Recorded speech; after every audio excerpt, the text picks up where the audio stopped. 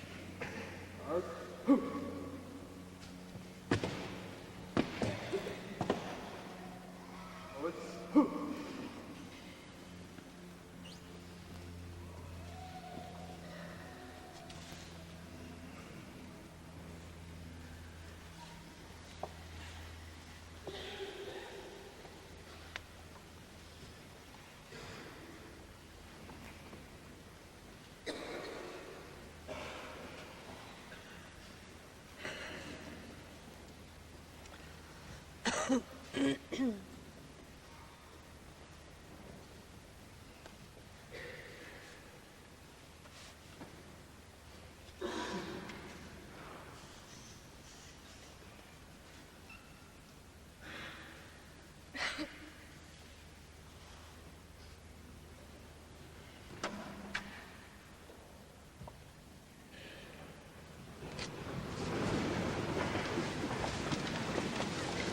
may be seated.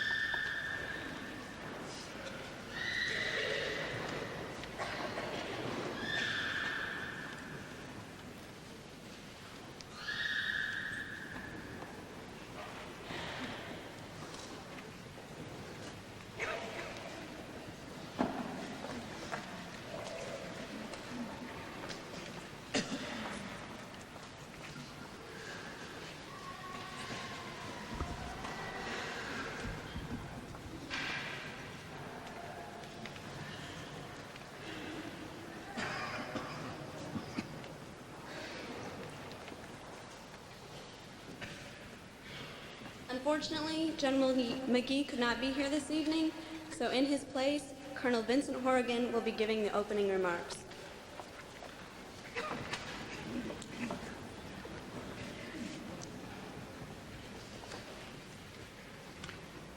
It is truly a pleasure to be here in this magnificent cathedral to celebrate a truly joyous occasion. A special welcome to our distinguished guests, the class of '96, and especially the family and friends of tonight's graduates. Without your support, these young people would not be here tonight. Graduates of '96, on behalf of the entire community, congratulations. All of you have worked extremely hard to be here today. It's been a tough 4 years, but you made it. You've succeeded. And when you're old like me, you'll have very fond memories of your high school years, of your special friends, and of this night. Today represents the culmination of a concerted effort and achievement which spans nearly 20 years. High school graduation is a very special and unique occasion. Whether you go on to college, seek other training opportunities, find employment, the structure of your life will never be the same. Friendships, daily routines, responsibilities, and in fact, your whole future. There's a new road ahead, and it's all based on change and challenge. You're the new generation, and today you stand ready to meet that future. You've been challenged with a difficult academic program, and you've succeeded. I congratulate each and every one of you and the families who've stood by you through thick and thin. Well done, class of '96. You've cleared a significant hurdle in your life, and now you're ready for more. As high school graduates, you now have more to offer, but at the same time, more is also expected of you. With education and success also comes more responsibility. You're standing today at the crossroads of the future. But we ask, what kind of world will we have in the next 20 years? What will the planet look like in 2020? And what will your role be in that future? There's no foolproof recipe for success, but this event means that you're well on your way today. The road ahead appears bright, but you must always continue to challenge yourself. Take the tough road instead of the easy one. Make a difference wherever you can. Lead instead of follow, and you'll be the one defining the future instead of reading about it. There will be many new challenges ahead of you. In the medical front, yet undiscovered cures for cancer, AIDS, and drug-resistant viruses. In science and technology, new modes of transportation, cleaner and more efficient methods, a space station and routine space travel with different forms of propulsion and synthetic compounds, information management with new and faster forms of computing and communicating. And the way society will look in the future will even be different. The number of the 65 and older population will grow from 1 in 8 as it is today to 1 in 6 by 2020 and 1 in 5 by 2050. This will create a new burden on Social Security and health care. And we will also be better educated. Nearly 85% will have what you have, high school diplomas, and over 50% will have a college degree. The message here is clear. To succeed in the society of the future, higher education is critical. To remain competitive, you must take the tough road and continue to challenge yourself. To meet the challenges of the future, I have some advice, guiding principles that should help you. The first is service. Service before self. Never work so hard that you think the company or your employer owes you something. Instead, dedicate yourself to a higher principle. Do the best job you can, and then you'll succeed, and you'll reap the true benefits in job satisfaction. Second, pursuit of excellence. Build islands of excellence in whatever you do. Start making a difference in your job or at school. Start small, then link those islands together into a land of excellence. Never be content with second best. And finally, integrity. Make sure your word is your bond.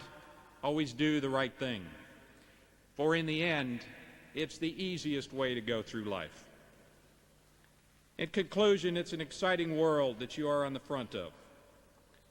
Fantastic challenges lay ahead of you. Make the world a better place to live for years to come. Lead the way into the future. Meet these challenges head on and learn from your mistakes. Remember, be yourself, do the best you can in whatever you do.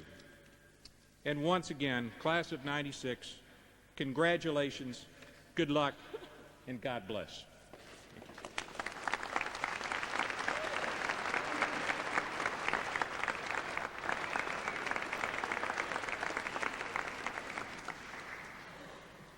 Scott Kimbrell, our salutatorian, will now give the opening remarks.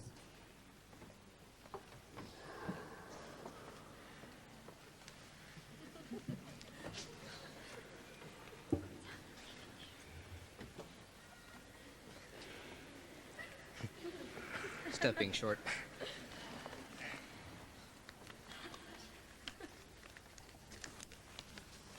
Good evening.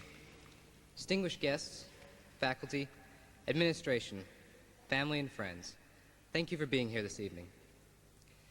Before you now is the graduating class of 1996. For the past 12 years, we have struggled through classes, studied for countless tests, and slept through boring lectures, waiting for this very moment. Today, we break the tyrannical bonds of public education and become free individuals, only to come whining back to our parents in 3 months with mounds of dirty clothes and empty wallets.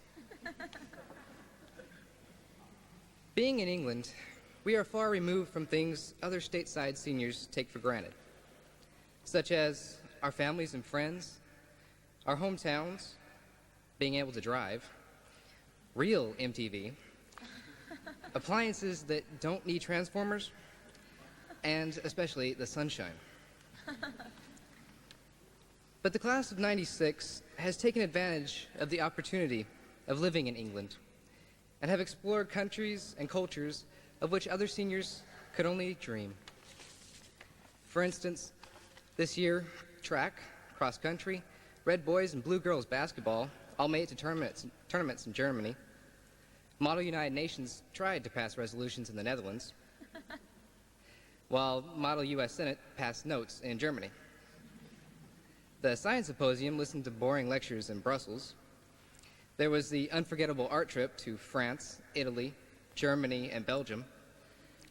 Duke of Edinburgh hiked in the rain through Wales and the Peak District. And of course, who could forget the officially unofficial senior skip day to Alton Towers? But our class is different in other ways. We are the first class to create our own political action committee, SCOFN, which protects the rights of students against the oppressive school system. We are also the first class to successfully log in and crash CC Mail. And of course, we won Spirit Week, but we all know that's rigged anyway. But we wouldn't be here this evening if it wasn't for the help of several very dedicated individuals. First of all, a big thank you to Mr. T, who's worked hard to set up graduation, baccalaureate, the senior picnic, and who's always been there when we needed him. This is his 25th year teaching, so I'm sure this is a class that he will never forget. Also, thanks to Mr. Palmer for always being there to tell us we can't do something.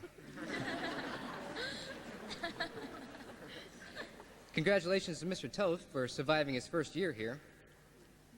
Thanks to all our teachers for putting up with our senioritis. And of course, a special thank you to our parents for bringing us into this world, making us who we are, and not killing us before we graduated. This evening is a time of mixed emotions. It is a time to look back on our lives and remember all the friends we've made, the places we've been, and the things we've done. It is a time of letting go and saying goodbye. But it is also a time to look to the future, to start a new life of our own, to make new friends, to see new sights.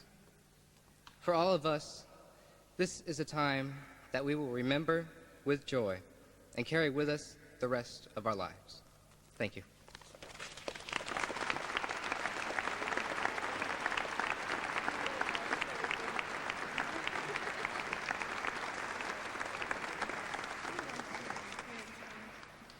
Rochelle Swopes will now read a poem entitled, I Dream a World.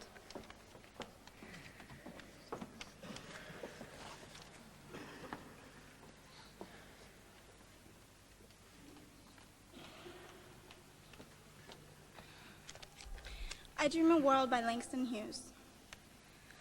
I dream a world where man no weather will scorn, where love will bless the earth, and peace its paths adorn. I dream a world where all will know sweet freedom's way, where greed no longer saps the soul, nor avarice blights our day.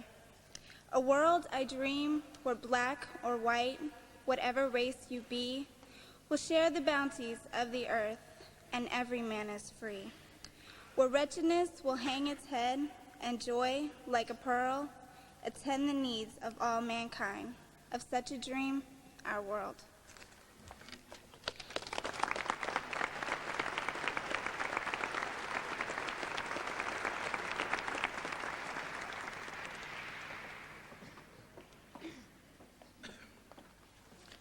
Our guest speaker this evening has a very impressive resume. He received his education at Trinity Hall in Cambridge and received his bachelor's and master's of arts there. Over the past 35 years, he has had an extensive academic career. This involved visiting many places throughout the world, including Princeton University, being a distinguished scholar at the University of Chicago, being a professor at the University of Tokyo, being a lecturer at the University of London, and being a researcher at the Tsukuba University in Japan. His research has been very extensive, but primarily been in the relationship between religious and social values. Mr. Howes also has published several works, including Studies in Church Histories and A Christian Witness in Secular Societies. Not only has Mr. Howes a professor, a researcher, and an author, he has had other significant achievements.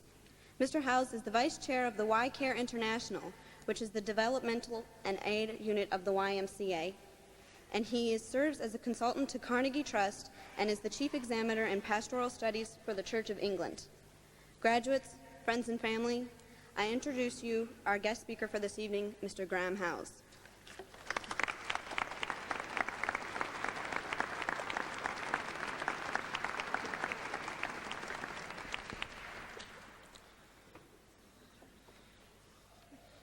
Families, friends, teachers, distinguished military personnel, and above all, the class of '96. I'm deeply honored by this invitation to contribute to what I suppose is a very American occasion in a very English setting.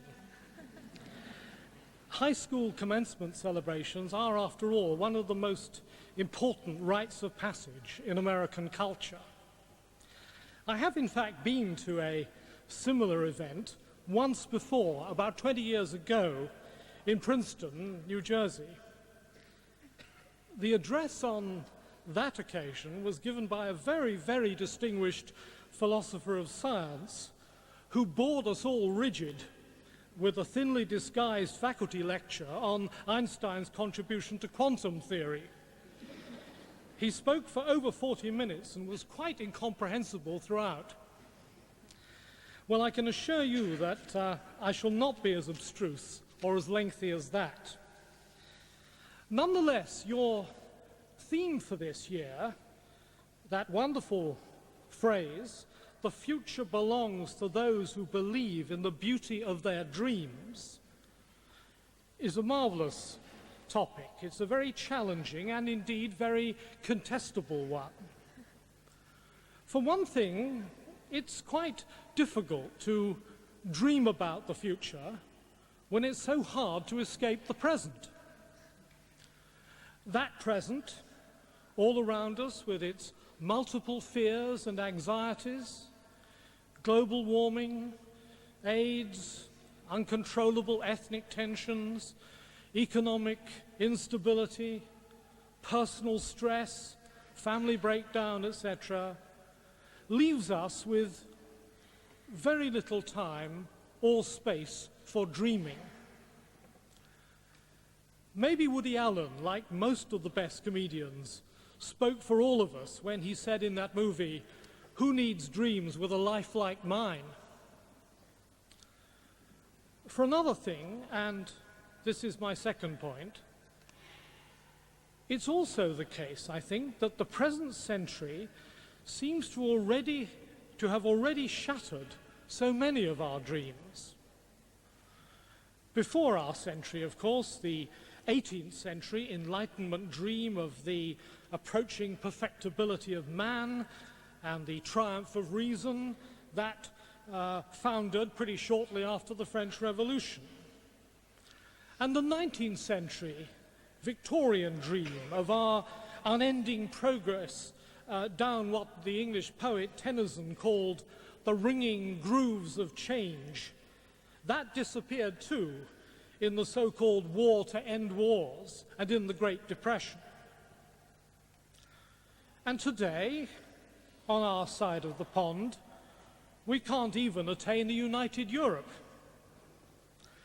On your side of the pond, I can't help reflecting that so much of the American dream of material prosperity, of democracy, freedom, justice before the law, social and racial equality, all the things which were so strongly believed in when I first visited the States as a graduate student back in 1966.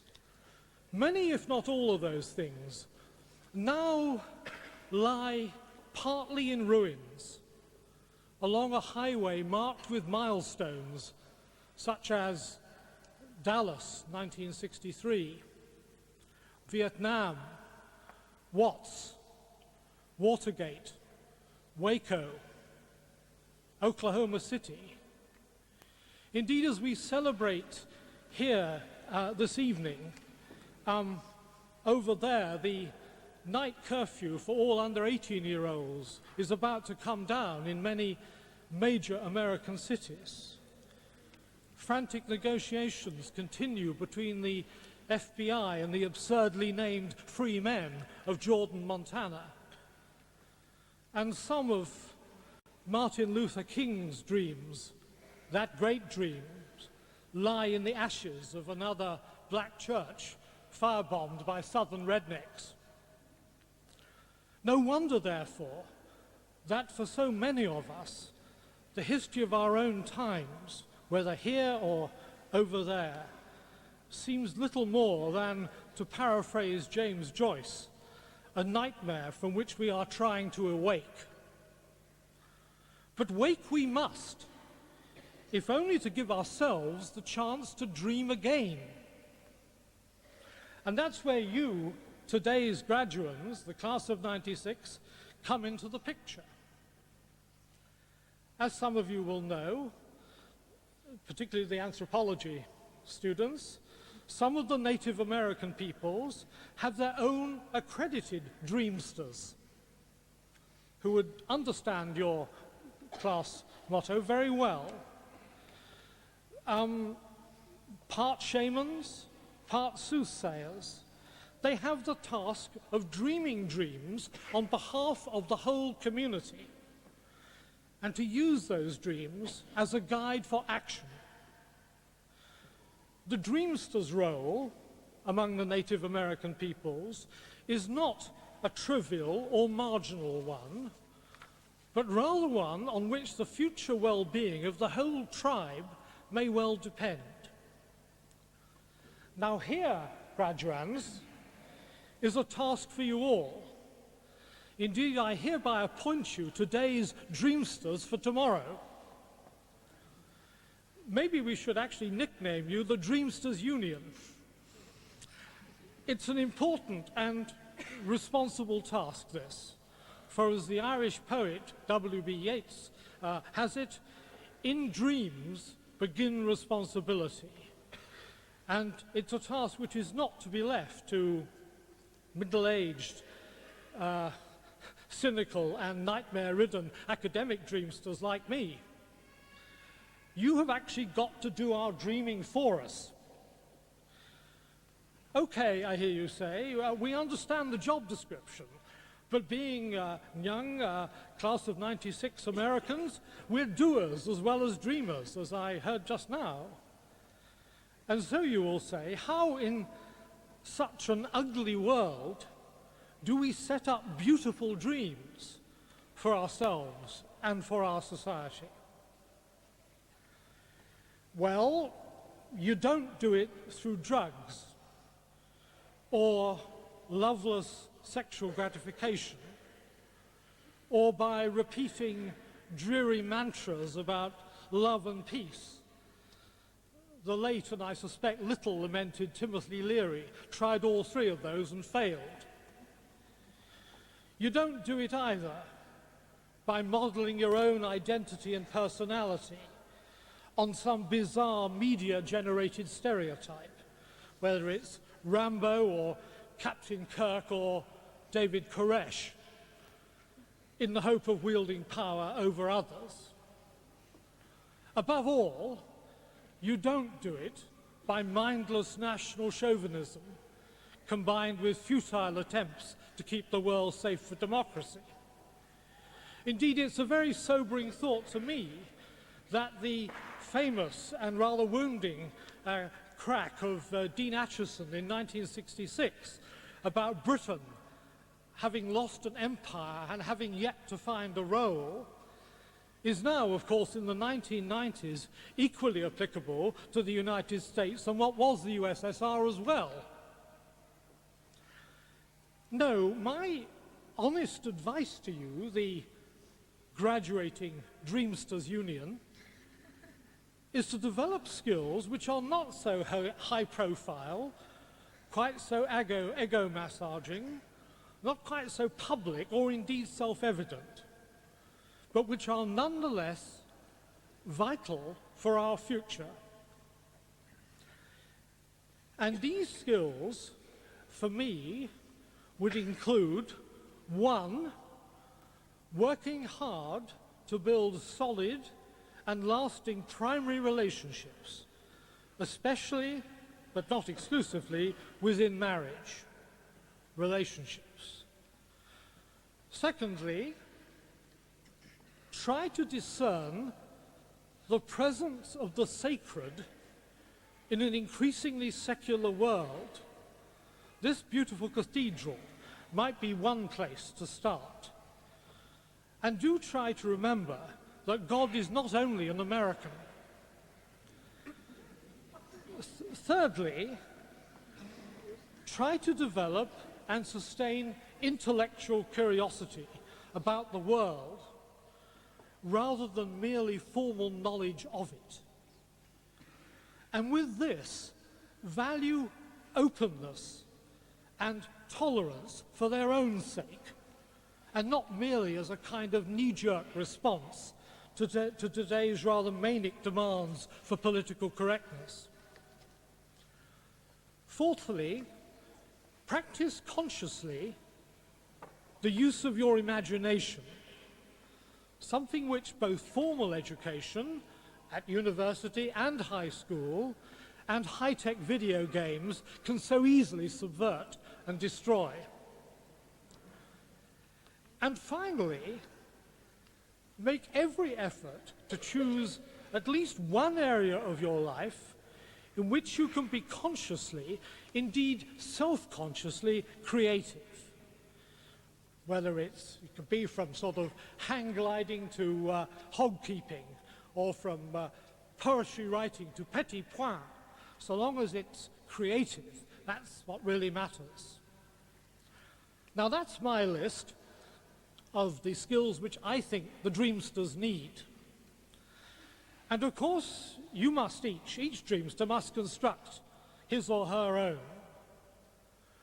When you do so, it may be a bit disappointing. They won't necessarily improve your grade point averages at whatever school you go to next. Nor is it going to have any quantifiable contribution to the gross national product of the United States.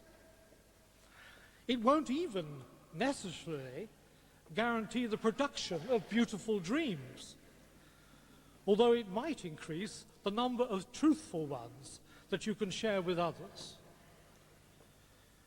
Put differently, you don't have to be Sigmund Freud or Carl Jung or even a Zuni Indian to sense the links between our dreams and our unconscious, and then, of course, in turn, the impact of our unconscious upon our conscious actions.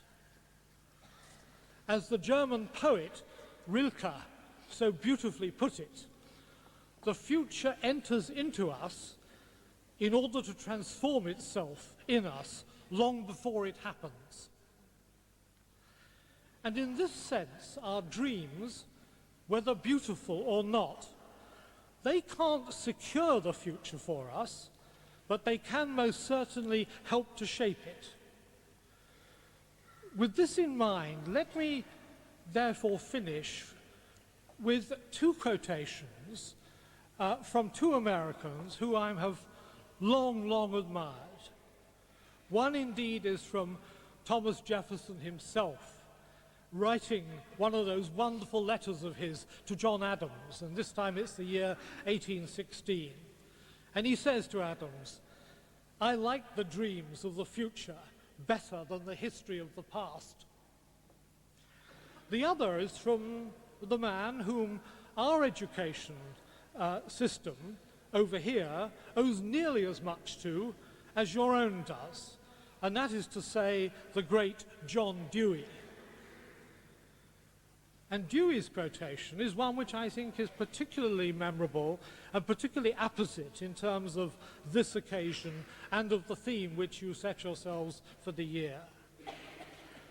And it's this: to the being who is fully alive, the future is not ominous, but a promise. It surrounds the present like a halo. It surrounds the present like a halo. Remember that, class of '96, and my warmest hopes and prayers for the future of every one of you. Thank you.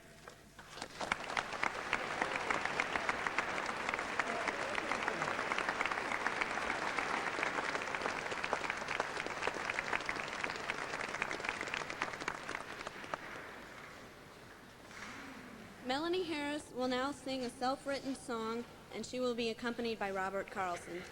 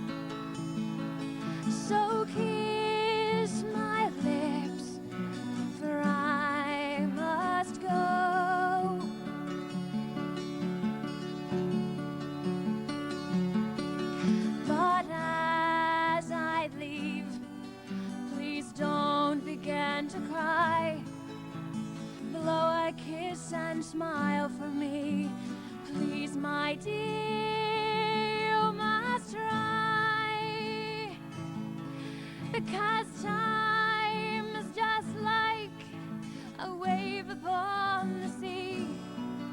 It comes, it rolls, and then is gone, and is so uncertain. So come on, loved ones, watch me go, and shed not a tear.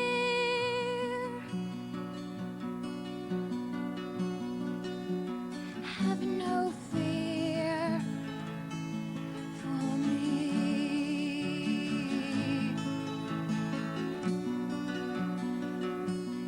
For me.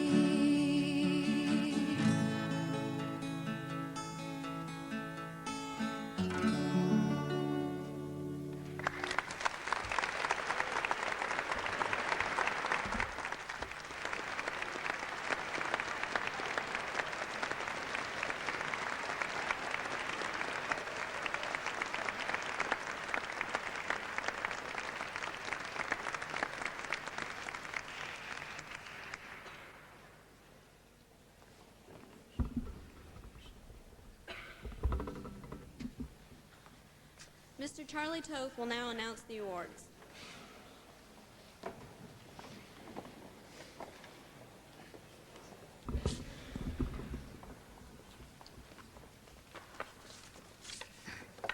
Good evening. It's both an honor and a privilege for me to introduce to you the following members of the class of 1996 who will be attending a college or university in the continental United States this coming fall.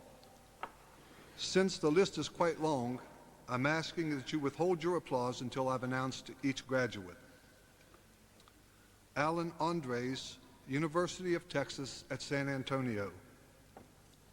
Aaron Coomer, Duke University, North Carolina. Robert Delaney, Penn State University, Pennsylvania.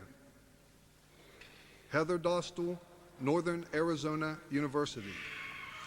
Kristen Dreyer, Columbus College, Georgia. Amber Gaudreau, University of North Carolina at Chapel Hill. Chris Gentry, East Texas A&M University. Melanie Harris, Abilene Christian University, Texas. Matthew Harrison, Baylor University, Texas. Brian Henry, Cumberland College, Kentucky. Heidi Hicks, East Tennessee State University. Stephen Jones, University of Pacific, Stockton, California. Amanda Carnes, Shippensburg University, Pennsylvania. Scott Kimbrell, Worcester Polytechnic Institute, Massachusetts. Jennifer Lorimore, Slippery Rock University, Pennsylvania. Wendy Mead, Washington and Lee University, Virginia. Jennifer McDonough, James Madison University, Virginia. Nicole Miller, State University of New York at Plattsburgh. Amanda Molly, University of Central Florida. Jeff Mudge, Sam Houston State University, Texas. Natasha Neal, University of South Florida. Amanda Pasquini, Auburn University at Montgomery, Alabama.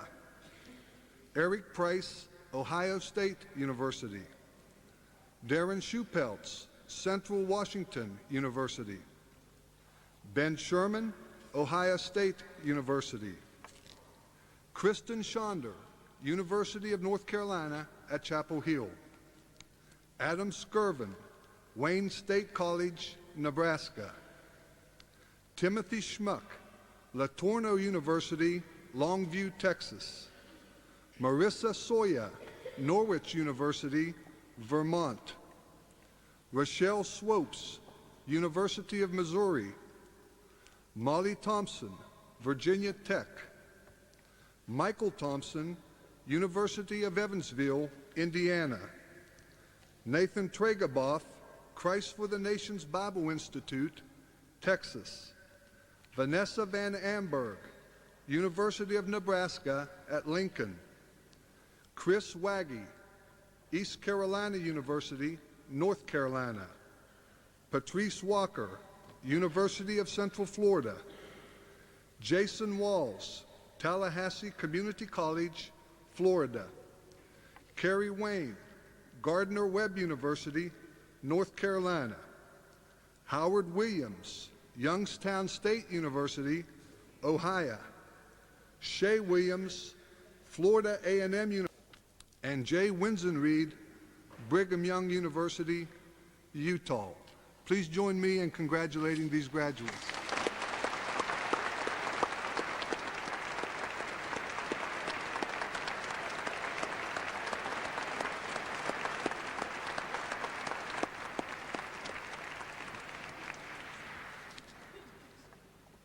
And now I'd like to recognize those graduates planning to attend the University of Maryland at a European campus, as well as the graduates who will be entering the military service with the United States Air Force.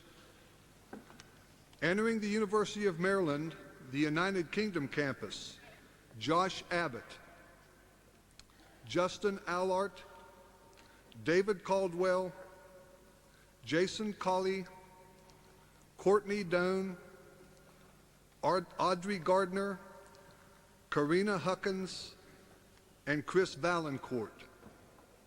Entering the University of Maryland at the Mannheim, Germany campus, Jermaine Jordan. And entering the U.S. Air Force, Yolanda Askew, Derek Gray, Victoria Law, Marissa Hall, Ebony O'Neill, Haven Roberts, Chris Tolson, and Michelle Miller. Once again, ladies and gentlemen, thank you.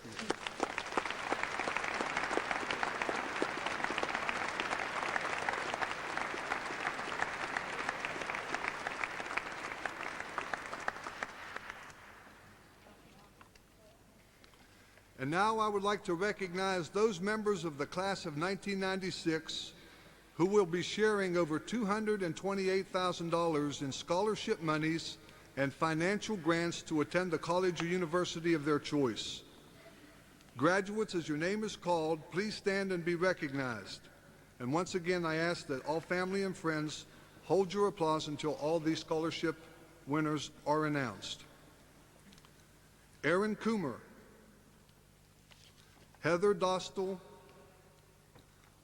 Audrey Gardner, Amber Goodrow, Brian Henry, Heidi Hicks, Stephen Jones, Amanda Carnes, Michael Kimbrell, Jennifer Lorimore, Jennifer McDonough, Amanda Molly, Amanda Pasquini, Eric Price, Kristen Schonder, Ben Sherman, Marissa Sawyer, Molly Thompson, Michael Thompson, Nathan Tregaboff, Vanessa Van Amberg, Christopher Waggy, Patrice Walker, Carrie Wayne, and Shay Williams. This is what it's all about. Thank you very much.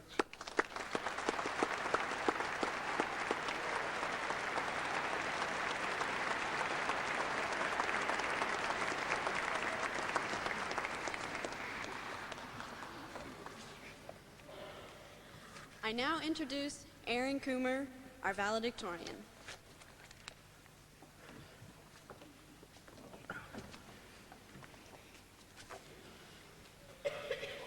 Good evening. I'd like to ask you to do something for me. For the next 5 minutes, I want you to stop dwelling on the past and try not to think of the future. Just think about right now. There are 93 seniors graduating from Lakenheath High School at this moment, and that's a big enough thought all by itself. If we think about too much more, we'll probably all start crying or something, and we don't want that, at least not while I'm speaking. But seriously, I think we all have the tendency to look everywhere but the present. Russell Baker said, Life is always walking up to us and saying, "Come on in, the living's fine." And what do? Back off and take its picture. Especially being in the military, where life is often unstable and may change from one year to the next, many of us tend to look longingly back at how great life was, or focus all our energies on how great the future is going to be. But the fact is that the future is always in the future. You can plan to enjoy that future, but you can never enjoy the future, only the present. And the only way to enjoy the past is to have first enjoyed the present. That's what we've done this year. It's easy to think ahead to college and graduation and forget about the life that we're living right now.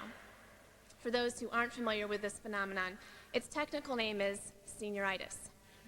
And we've all had to struggle with this tendency. But overall, we've treasured this year. And at least for me, it's been the best year of my life. When I look back on high school, I'm going to know that I worked really hard to get here today. And I speak not only for me, but for every senior graduating here. I think we've all learned this senior superlative for most stress throughout our time at LHS. But to be honest, all the work I've done won't be the first thing I'll remember about high school. Down the road, when I think back to this year, to this moment, I'm going to think about riding in the homecoming parade and shouting senior cheers. I think that was when it first dawned on me that I was a senior. I'm going to think about staying up all night the day before the first day of school, drying our homemade senior t-shirts with a hairdryer, and eating muffins in the senior hall that morning. I'll think of my finger, which was jammed for the entire first semester after my debut in powder puff football. I'll remember the time we wrote seniors across our foreheads in AP biology with masking tape. And I'll remember even more vividly taking the tape off after lunch. Honor guard, not a good idea for next year. I'll recall staying up until 4:30 a.m. to finish a paper for English, but feeling encouraged the next day with the knowledge that the person right next to me must have stayed up even later, seeing as she forgot to brush her hair that morning. And I definitely won't forget watching Disney cartoons over and over in government, looking for subliminal messages. So you can see that while we did work and plan for our futures, we also lived in the moment, and we did enjoy it. So just stop and think. At this moment, 93 seniors from the class of 1996 are here at Ely Cathedral in England with the people we love and with each other. We may never be together again, but at this moment we are. We are experiencing one of the most tremendous moments of our lives together. I am honored and humbled to stand before you today.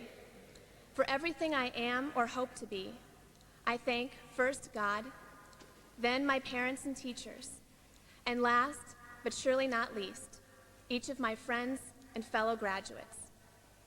This is our day, our moment, and we've earned it.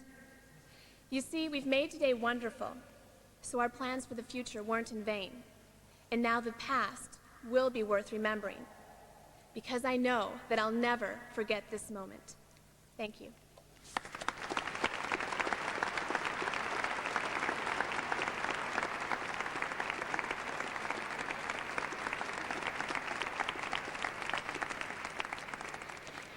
Mr. Bland Palmer will now deliver the principal's address.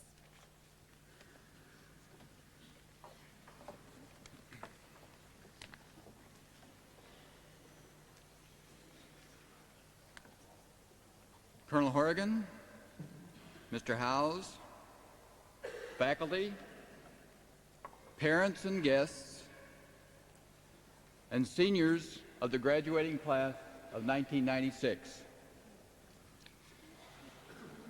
This is the last speech you get to hear before we come to the real reason why we are here this evening. In just a few minutes now, Mrs. Howder will read your name, and I will present each of you with your diploma. That is, I will hand it to you if you pass just one final test. Wait a minute, you say. Our tests were over last week. Sorry, you've got one more examination. But this time, I have to do the examining. You see, although it will take just a few seconds for you to receive your diploma, we all know that it represents over 12 years of your efforts in schools, in most cases, all over the world. Just as the diploma represents that work, it is my job for the next few minutes to represent all of the educators who have worked with you and for you over the years and to ask you these last two questions. Number one, are you, the members of the class of 1996, adequately prepared to meet the challenges presented by our changing world?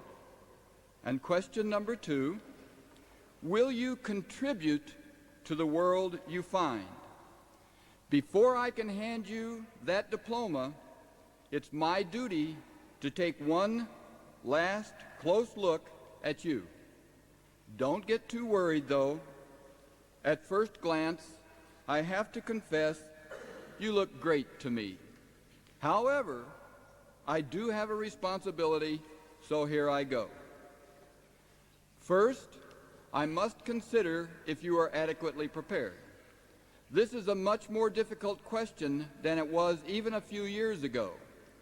In schools, the same basic skills which were important 20 years ago are still necessary, but in order to function in the world today, you need to be able to do much more than know the basics of reading, writing, and arithmetic. Not long ago, a person might proudly state, "I don't do Windows," indicating that they wanted a job beyond what some might consider menial labor.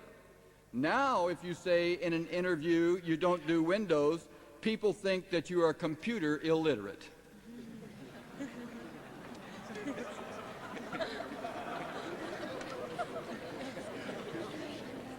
Schools used to focus on teaching students the solutions to common problems. Now we know that we can't focus on solutions because the problems you will face don't even exist yet. You will have to apply the skills that you have learned in new and different ways. You will have to be willing to be flexible and to put forth the effort that is necessary to match your goals. So I look at you and consider the first test question of this exam. Are you prepared for this? What evidence do I have? The fact that you passed all of your classes tells me that you have the basics. But what about evidence that you can use what you have learned and are willing to put forth those efforts? I think back over this year and consider the many times you as individuals and in groups put forth such efforts. These are just some of your accomplishments.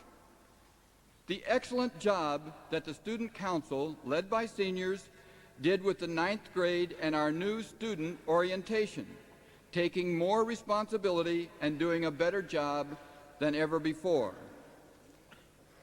The European cross-country championship team, although the fastest time was held by a freshman, the senior members of the team contributed both leadership and points toward the ultimate championship. Our AFJROTC, senior leaders who demonstrated the code of honor and self-discipline which will help them to cope with the world they face.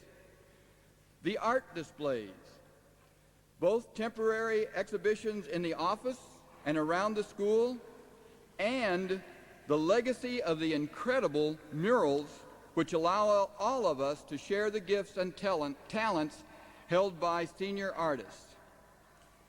Our Speech and Drama Festival, the work of so many of you in these endeavors, showed that you can communicate well and in acting become a person who is totally someone else. The Technology Fair in Wiesbaden, CAD and Windows über alles, with seniors sweeping all others under the computers. These, of course, are just a few of the examples of seniors exhibiting their skills. On behalf of all your teachers, I think that I can pronounce that you are prepared and thus you have completed 50% of the test. But that's not enough. There's one more question. Are we sending forth a group of students who we believe will be contributors to our world? This one is much easier. Anyone who has been associated with this group of students recognizes their interest in social welfare. You have given us much evidence that you care for one another and for the world in general. It's been a long time since I've worked with a class who is so willing to look out for each other. You seem to have the ability to look at one another and to see the good that exists in each person regardless of individual differences. You are darn nice people.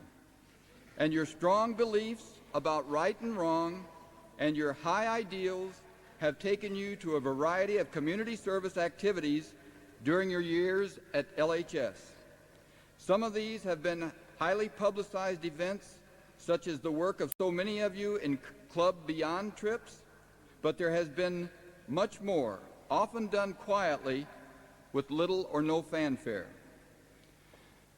So, having examined the seniors to determine if you, the members of the class of 1996, are adequately prepared to meet the challenges presented by our changing world and to contribute to the world you find, I feel that I can speak on behalf of the educators who have worked with you over the last 12 years to say emphatically, yes, you are prepared to meet the challenges.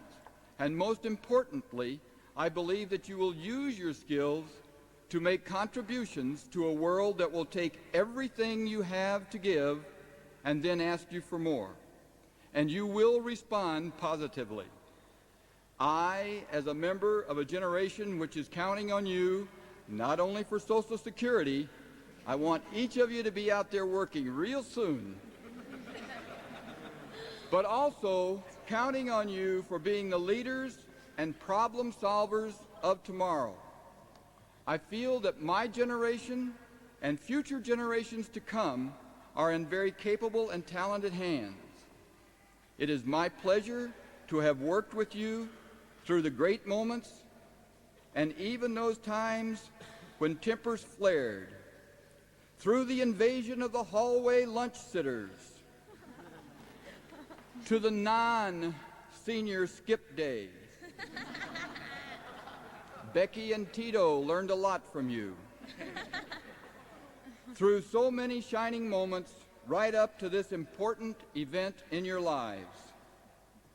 Although I have the privilege of representing all of your previous teachers and principals, they stand beside me in spirit and take great pride in your accomplishments, eagerly awaiting your next successes. On behalf of those people and all who are gathered here, I wish you the very best. Congratulations, you have passed the test. Thank you.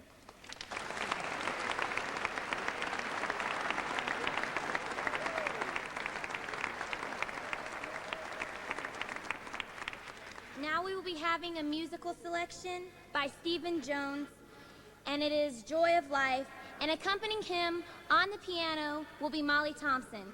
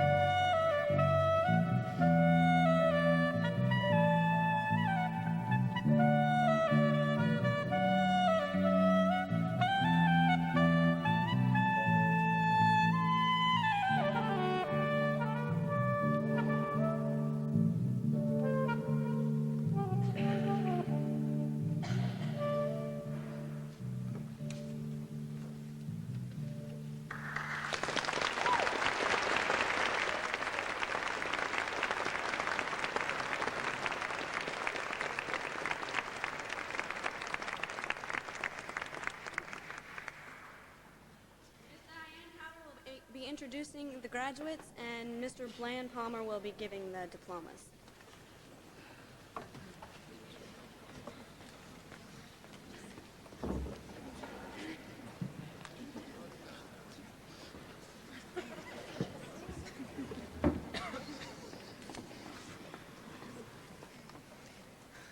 Seniors, graduates, soon-to-be alumni, you have heard many words of wisdom regarding your future the past week, and you don't need any more words from me. Just do remember, you are our future. We depend on you, and the staff and I at LHS shall truly miss you. Honored guests, will you please respect the solemnity of this occasion and refrain from clapping until after each graduate receives their diploma. Ely Cathedral and our graduates should be treated with respect and dignity. Hold your applause until the end of each row, otherwise the names are drowned in the noise. I will pause at the end of the row. It is now my great pleasure to announce the names of the graduates of the class of 1996.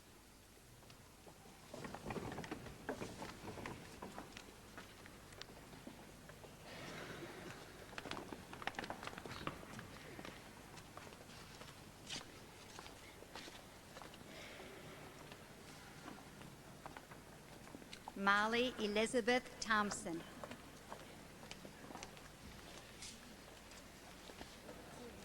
Aaron Coomer.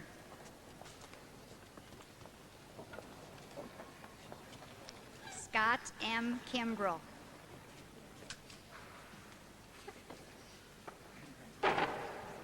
Nathan David Tregaboff.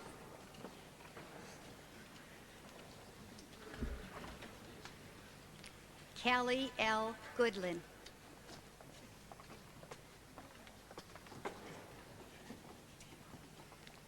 Amanda Carnes.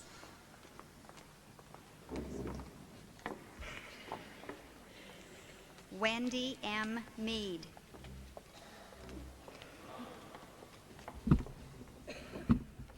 Jennifer Marie Lorimore.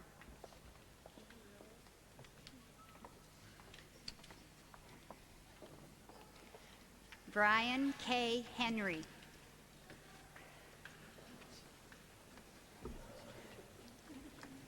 Kristen N. Schrander.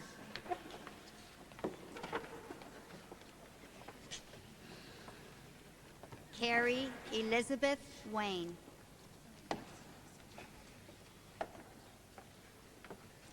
Amber Christine Goodrow.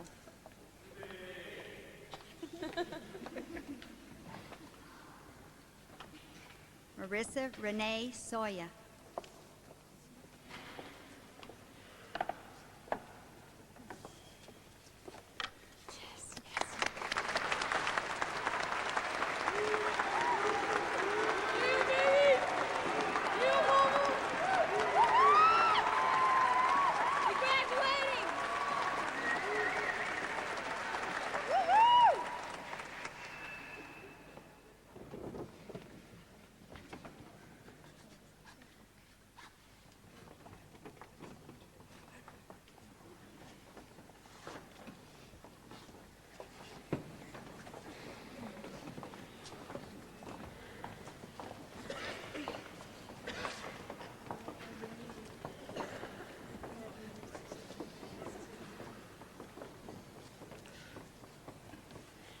Shay M. Williams.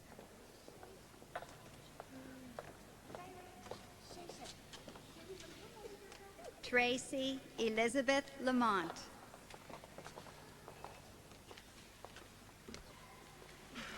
Patrice S. Walker.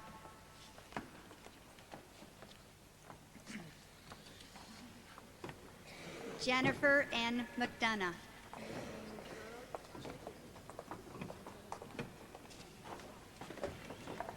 Tony Carlson.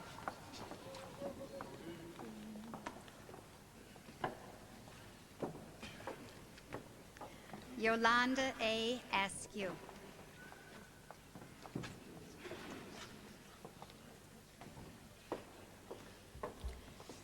Darren M. Schupeltz.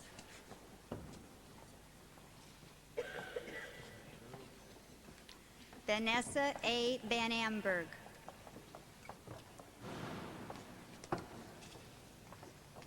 Matthew M. Harrison.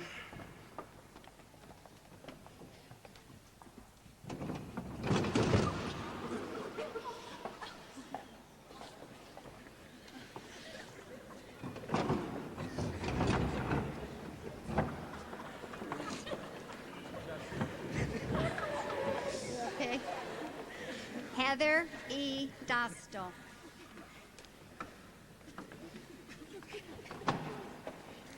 Heidi Janine Hicks.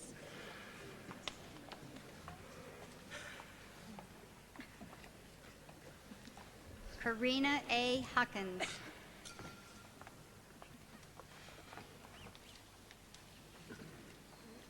Ebony O'Neill.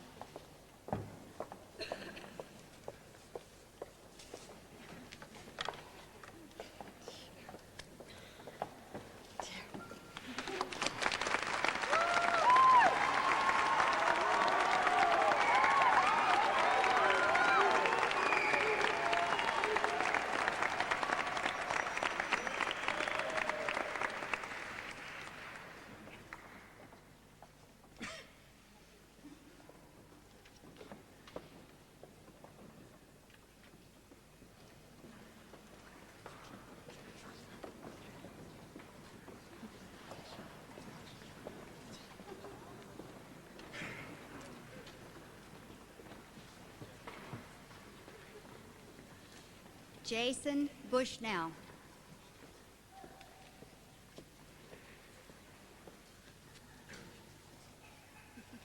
Angela Marie Gonzalez.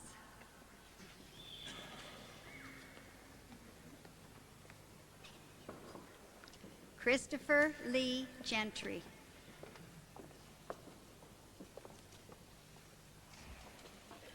Destiny Brooke Guerrero.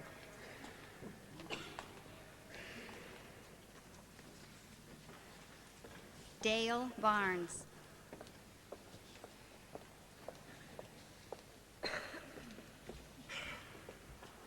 Rochelle Swopes.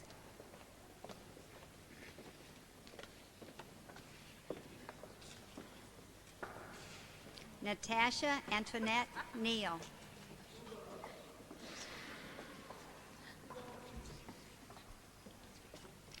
Mohammed N. Ali.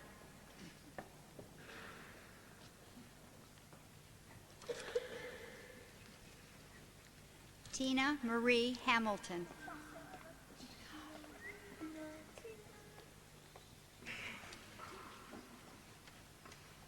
William Frederick Rose.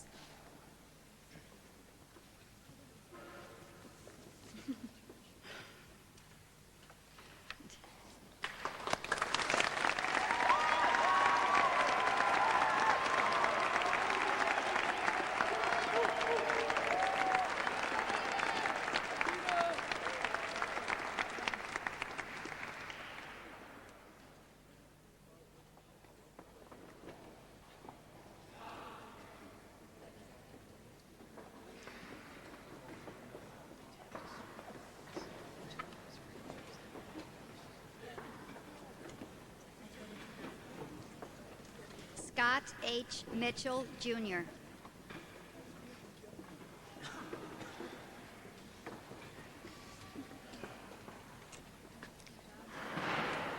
Amanda Eve Pasquini.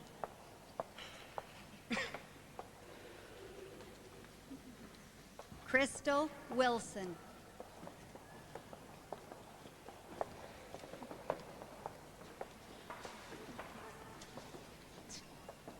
Jason Caleb Walls.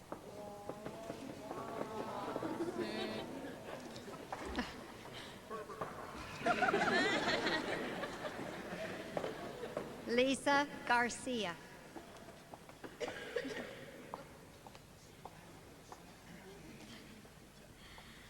Amanda Marie Molly.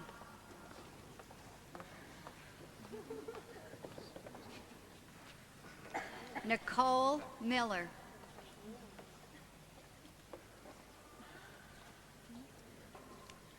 Jennifer Miller.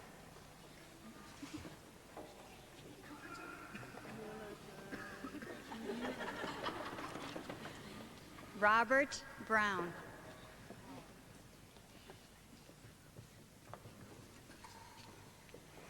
Michael D. Avery.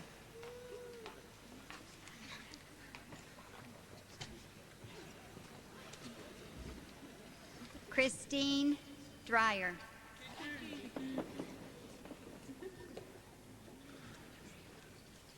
Melanie Harris.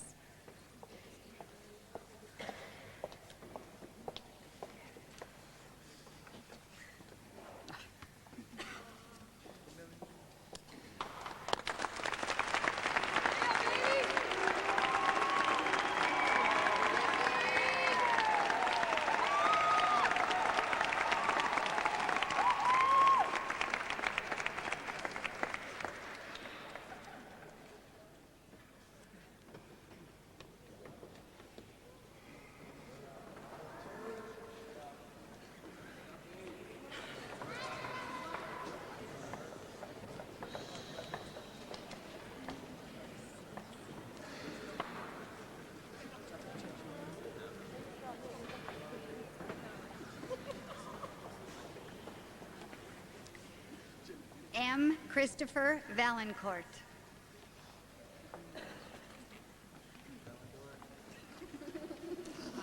Zabronda C. Drake.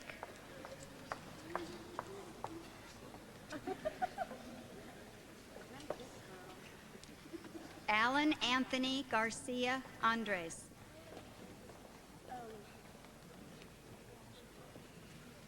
Myung Sweeney.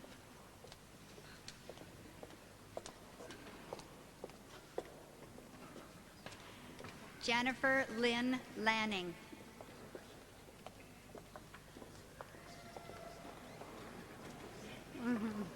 Jennifer G. O'Grady. Jeremiah G. O'Grady.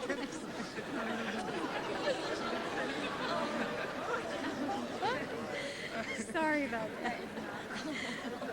Jacqueline Rossiter.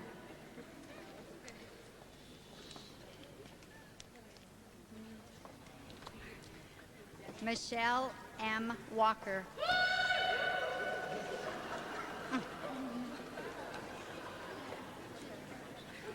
Robert J. Merck, Jr.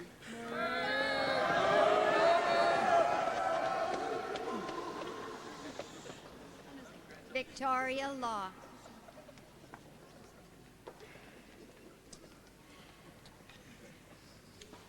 Oma Das.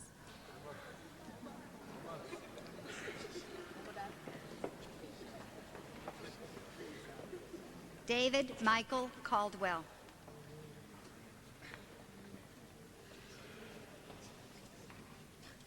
Timothy W. Smuck.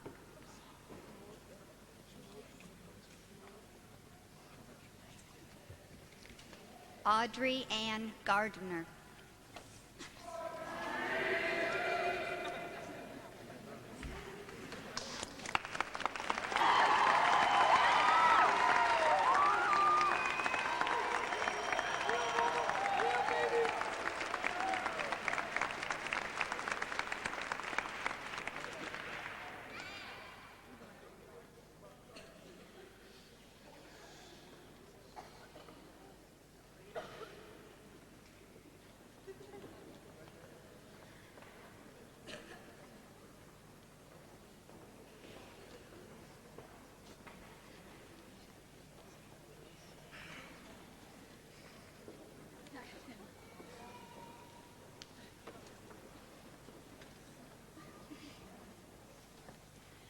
Sean Christopher O'Sandon.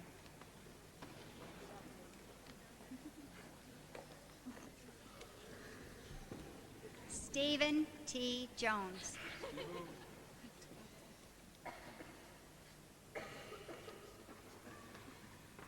Haven L. Roberts.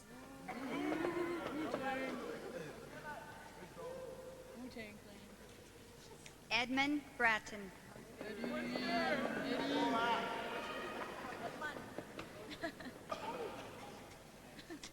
Gerald Robert Thompson.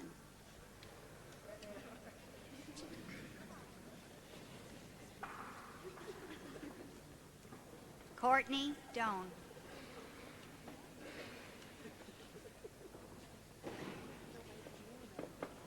Melissa S. Lodwick.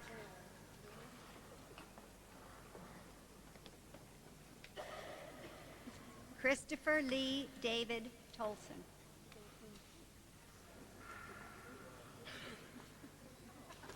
Anthony Hopkins.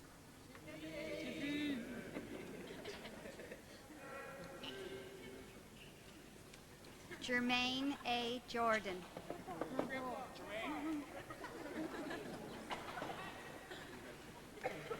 Michael Thompson.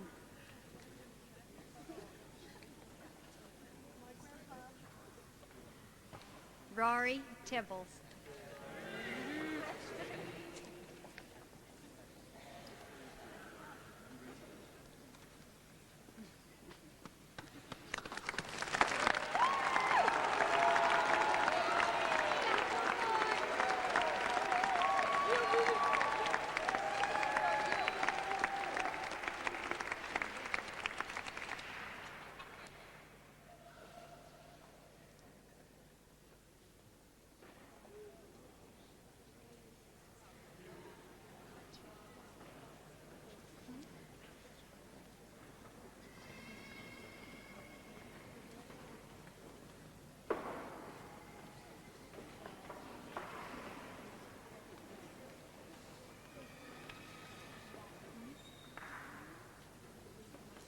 John James Lieber.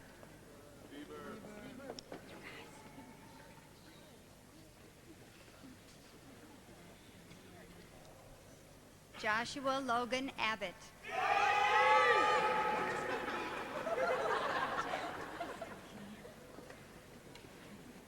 Benjamin D. I'm sorry, you can't hear. Benjamin D. Sherman.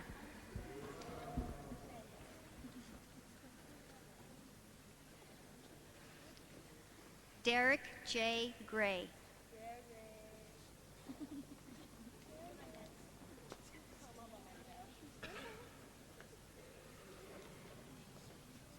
Adam Skirvin.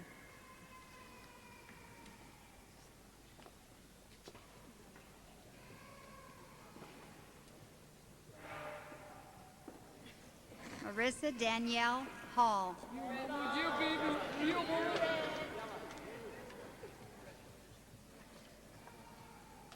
Howard D. Williams.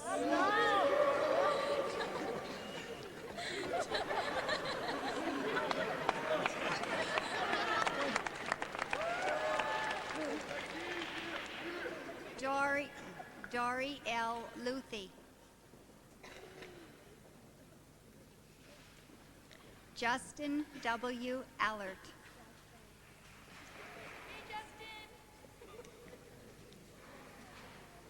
Christopher J. Waggy.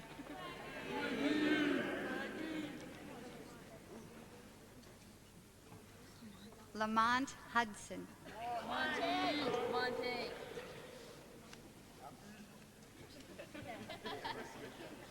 Jay Winsenreed.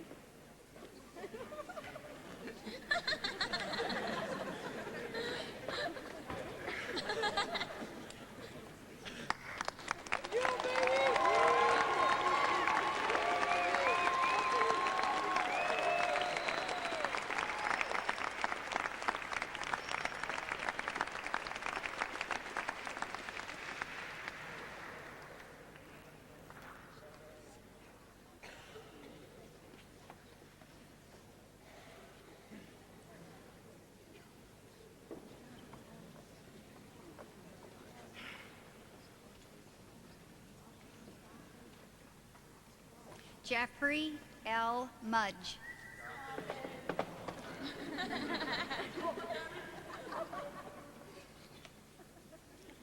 Eric Price.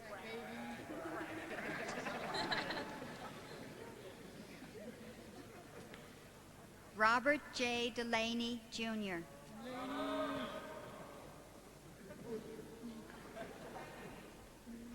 Roger Zion.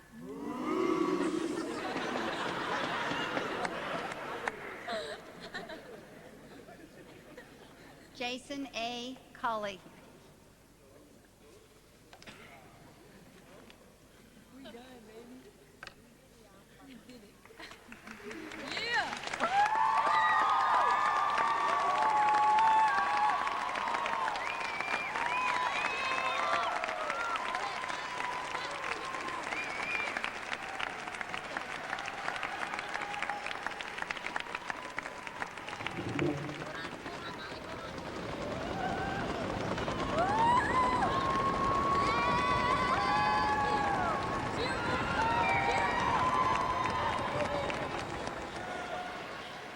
Mr. Palmer, we just want to let you know how excellent you are for piecing our lives together.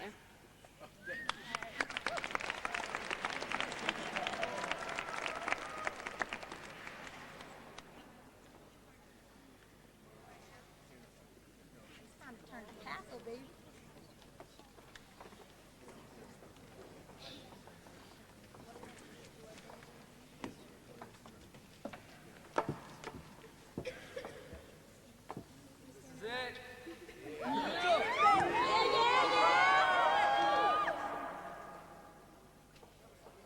I hereby certify that those who have received their diploma have fulfilled the graduation requirements of the Department of Defense, dependent schools, and are entitled to be graduated from Lakenheath High School.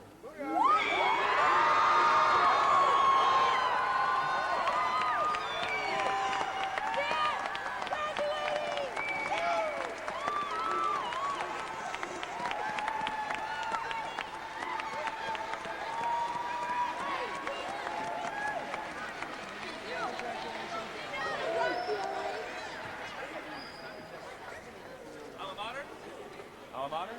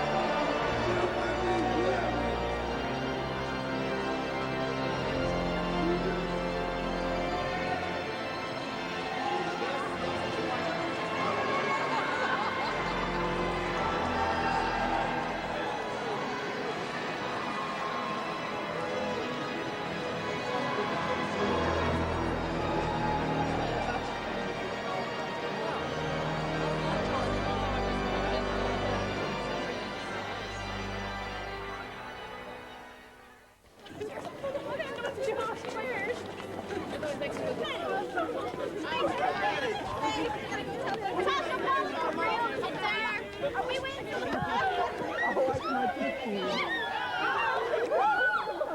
Christ, my mother and father for making this all possible. Thank you.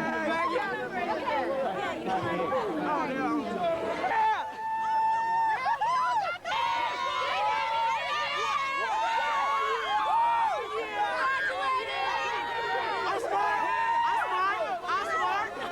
Open it. He's like, what?